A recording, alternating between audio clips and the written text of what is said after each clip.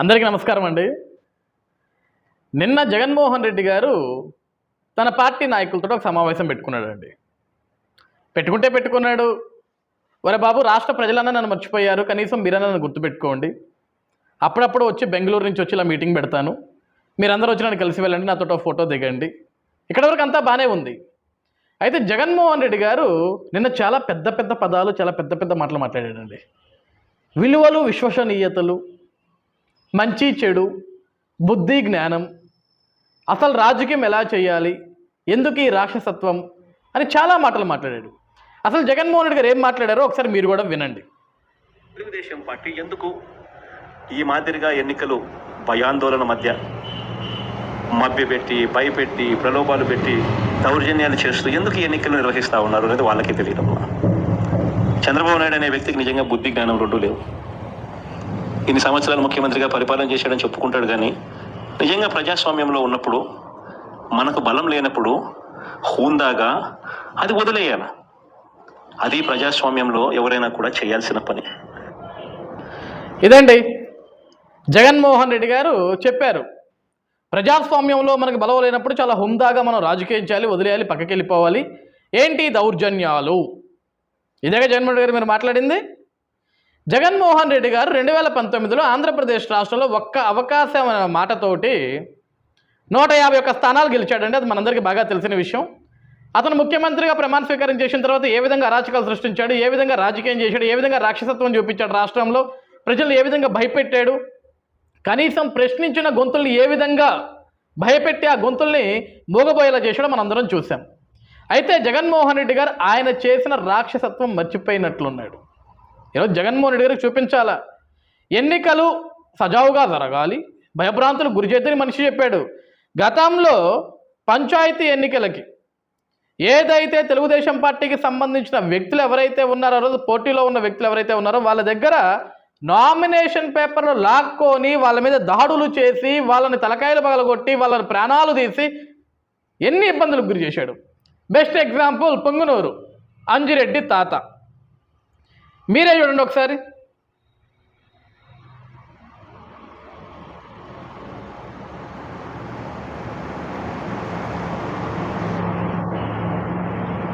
కనపడుతుందిగా మీకు?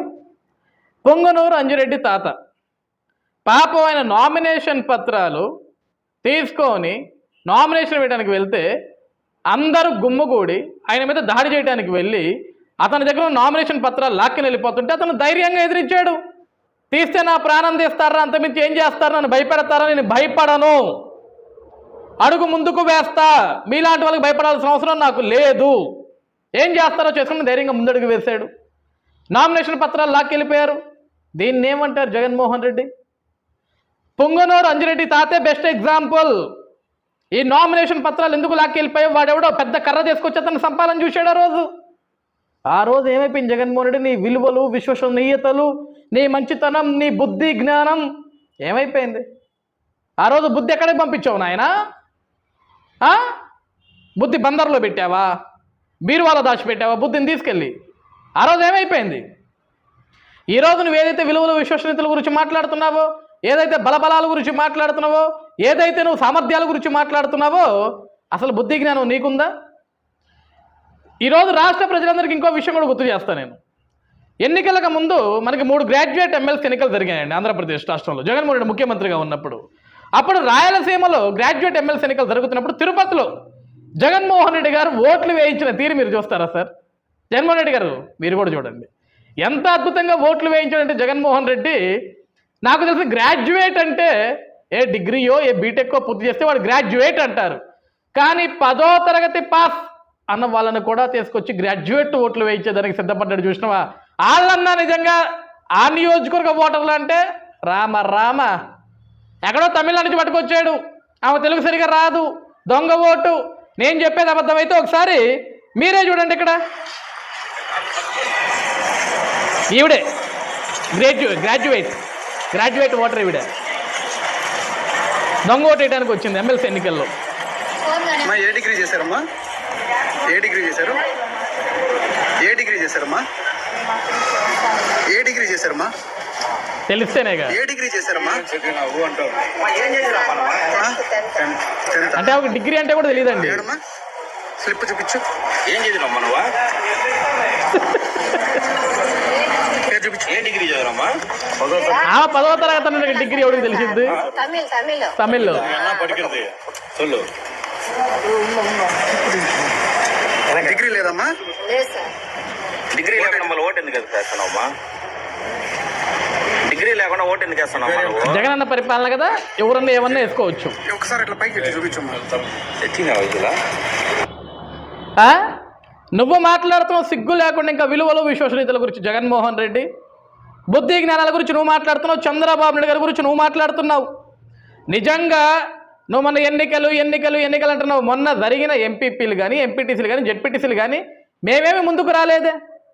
మా పార్టీ ఎక్కడ కూడా ముందుకు వచ్చి మేము మీద బెదిరింపు చర్యలు ఏం చేయలేదు. జగన్మోహన్ రెడ్డి గుర్తుపెట్టుకు నువ్వు చేసినట్లుగా మా పార్టీ మీద ఇష్టంతో, నీ మీద కోపంతో, నీ పార్టీ మీద దౌర్భాగ్యంతో, నీ మీద నచ్చక, నువ్వు చేసిన పనికిమాల పనులు నచ్చక మా దగ్గరకు వచ్చిన వాళ్ళని మేము తీసుకున్నాం. అంతే తప్ప బెదిరించి భయభ్రాంతులకు మేమేం గురి చేయలే. నీ దిక్కుమాల సాక్షి టీవీలో నువ్వు చూపించినవన్నీ నిజాలు అయిపోతాయంటే అవి ఎప్పటికీ నిజాలు కావు. ఎందుకంటే ఆ సాక్షియే పెద్ద అబద్ధం. ఆ పేపర్ని అడ్డం పెట్టుకుని బ్రతికే నీ బతుకు ఒక అబద్ధం, నీ మాట ఒక అబద్ధం, నీ పార్టీ ఒక అబద్ధం, నీ పార్టీ పుట్టుకొక అబద్ధం, అసలు నీ బ్రతుకే అబద్ధం, నీ మాటే అబద్ధం. ఈరోజు నువ్వు ఇంకా సిగ్గు లేకుండా విలువలు విశ్వసనీయతలు బుద్ధి జ్ఞానాల గురించి నువ్వు మాట్లాడుతున్నావా? తమిళనాడు నుంచి దొంగ ఓటర్లు తెప్పించుకున్నావు.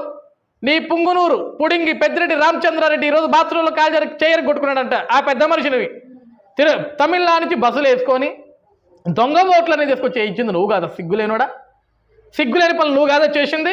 ఈరోజు చంద్రబాబు నాయుడు గారికి బుద్ధి జ్ఞానం లేదా నువ్వు మాట్లాడుతున్నావా?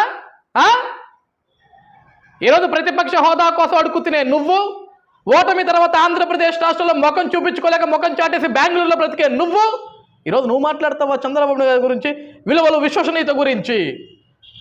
నామినేషన్ పత్రాలు లాగేసుకోవటం, మనుషుల్ని కిడ్నాపులు చేయటం, మనుషుల్ని హత్యలు చేయటం, మనుషులు చంపి డోర్ డెలివరీ చేయటం, గట్టిగా మాట్లాడితే బట్టలిప్పి చూపించటం, పనికి మాల సన్నాసుల్ని, పనికి మాల దరిద్రులందరినీ నీ పార్టీలో పెట్టుకొని ఆ ఎదవలందరికీ నువ్వు హీరో ఆఫ్ ద పార్టీ అన్నట్లుగా, నువ్వు అధినాయకుడు అన్నట్లుగా అక్కడ నించోని చెత్తని మొత్తం వెనకేసుకొని ఒక చెత్త రాజకీయం చేసి 5 ఏళ్ళు రాష్ట్రాన్ని సర్వనాశనం చేసి ఇంకా ఈరోజు నువ్వు విలువలు విశ్వసనీయతల గురించి మాట్లాడుతున్నావు. 10వ తరగతి అంటే ఆవిడ దొంగ ఓటు వేయడానికి వచ్చింది, గ్రాడ్యుయేట్ ఓటు. కనీసం దొంగ ఓటు వేసినప్పుడు నాకు చెప్పాలి కదా, అమ్మా నువ్వు పాస్ అయింది 10, మనం గ్రాడ్యుయేట్ ఓటు వేయాలని కనీసం డిగ్రీ ఉండాలి, మినిమం డిగ్రీ ఉండాలి, అది లేకపోతే ఓటు ఎట్లా వేస్తావు అమ్మా అని కనీసం ఓటర్కి పంపించినట్టు తెలియాలి కదా. ఆ పెద్దిరెడ్డికైనా తెలియాలా, పంపించిన నీకన్నా తెలియాలా? మీరు మాత్రం ఎప్పుడు చదివి సచ్చారు తెలియటానికి? మీరు ఎప్పుడైనా బడికి పోయి వస్తేనే కదా. నువ్వే 10వ తరగతి ప్రశ్నాపత్రాలు దొంగతనం చేసి అడ్డగోలుగా దొరికిన నువ్వు, నీకేం తెలుస్తుందా రాజకీయం? నీకేం తెలుస్తాయి చదువు విలువ? జగన్మోహన్ రెడ్డి ఇంకా సిగ్గులేని మాటలు నీ మాట్లాడతావు. కాబట్టి విలువలు విశ్వసనీయతలు బుద్ధి జ్ఞానాల గురించి నీలాంటి మాట్లాడకూడదు. జగన్ గుర్తుపెట్టుకో. ఈ రోజుకి కూడా నువ్వు బయటికి ఎందుకు వస్తున్నావు తెలుసా? జగన్ ఏమన్నావు నువ్వు? సంక్రాంతి తర్వాత జగన్మోహన్ రెడ్డి జనంలోకి. సంక్రాంతి బాయే, ఫిబ్రవరి బాయే, ఉగాది వచ్చే, రేపొద్దున శ్రీరామనవమి కూడా వస్తుంది. జగన్ జనంలోకి ఏడ్రా అంటే రాడు. ఎందుకంటే నిజంగా కూటమి ప్రభుత్వంలో చంద్రబాబు నాయుడు గారు ముఖ్యమంత్రిగా ఉన్న ఈ సమయంలో, ఈ తరుణంలో నిజంగా రాష్ట్ర ప్రజలు ఇబ్బందులకు గురవుతుంటే, నిజంగా రాష్ట్ర ప్రజలకు మేలు జరగకపోతుంటే, నిజంగా కూటమి ప్రభుత్వం రాష్ట్ర ప్రజలకు అన్యాయం చేసేది నిజమైతే ఈ పార్టీకి నువ్వు 100 సార్లు వచ్చేటోడు రోడ్డు మీదకి, 100 సార్లు తిరిగేటోడు ఆంధ్రప్రదేశ్ రాష్ట్రంలో పోయి అన్నీ మూసుకొని బెంగళూరులో దక్కునేటోడు కాదు. కానీ నీకు అవకాశం లేదు. ఎందుకంటే ఆంధ్రప్రదేశ్ రాష్ట్రంలో కూటమి ప్రభుత్వం వచ్చిన ఈ 10 నెలల్లో ఆంధ్రప్రదేశ్ రాష్ట్ర ప్రజలకు చాలా సంతోషంగా ఉన్నారు. 3 పూట్ల కడుపుకు నిండా అన్నం తింటున్నారు, చేతి నిండా పని దొరుకుతుంది. ఈరోజు యువత విద్యార్థుల జీవితాలు మారిపోతున్నాయి. ఆంధ్రప్రదేశ్ రాష్ట్రంలో గుంటల పట్ట రోడ్లు మరమ్మతులు జరుగుతున్నాయి. ఆంధ్రప్రదేశ్ రాష్ట్రానికి పరిశ్రమలు వస్తున్నాయి, పెట్టుబడులు వస్తున్నాయి. నిండా మా యువ నాయకుడు నారా లోకేష్ గారు రిలయన్స్ ఇండస్ట్రీస్ కనిగిరిలో చాలా అద్భుతంగా ఓపెన్ చేశారు. ఇవన్నీ వస్తున్నప్పుడు ఇంకా నువ్వు ఏ ముఖం పెట్టుకుని ఆంధ్రప్రదేశ్ రాష్ట్రంలోకి వస్తావు? రాలేవు, నీ వల్ల కాదు.